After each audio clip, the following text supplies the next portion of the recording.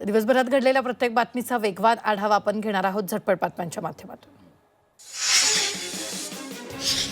आजपासून बीडमध्ये गहिनीनाथ गडावर संत वामनभाऊ यांच्या 50व्या पुण्यतिथी सोहळ्याला सुरुवात झाली। पहिल्याच दिवशी सुवर्ण महोत्सवाची महापंगत गुलाबजामुनच्या प्रसादाने होणार आहे। या महापंगतीसाठी 2.5 टन खव्याचा वापर केला।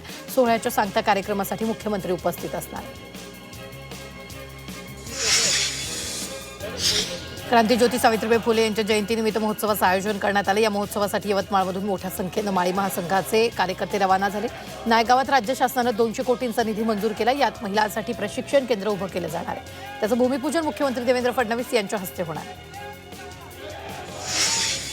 पोलीस पंचनाम्यात आता ई-साक्ष ॲपचा वापर करण्यात येणार आहे। न्यायव्यवस्थेनं डिजिटलायझेशन करण्याच्या दृष्टीनं हे महत्त्वाचं पाऊल उचलले।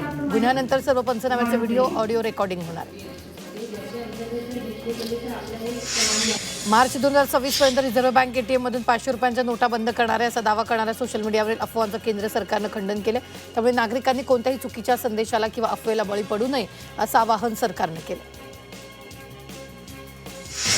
छत्रपती संभाजीनगर शहराच्या शिरपेचात यावर्षी मानाचा तुरा रोवला जाणार आहे। शहरातील ऑरिक बिडकींमध्ये आलेल्या मोठ्या उद्योग प्रकल्पानंतर आता याच भागात ऑरिक टप्पा 3 साठी 8,000 एकर क्षेत्राचं भूसंपादन करण्याचं नियोजन आहे। तसंच शहराजवळ आरापूर सटाणा ही 2 नवी औद्योगिक क्षेत्र उभारण्याच्या हालचालींना वेग आला।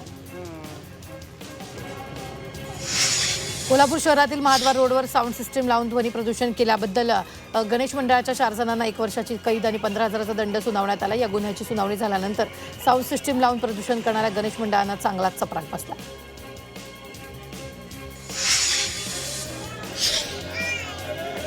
वाशिम जिल्ह्यातील चिखलीमध्ये संत झोलेबाबा यांच्या 61व्या यात्रा महोत्सवाला आज उत्साहात सुरुवात झाली। संत झोलेबाबांची महापूजा, अभिषेक आणि महाआरती संपन्न झाली। दर्शनासाठी भाविकांनी मोठ्या प्रमाणात गर्दी केली।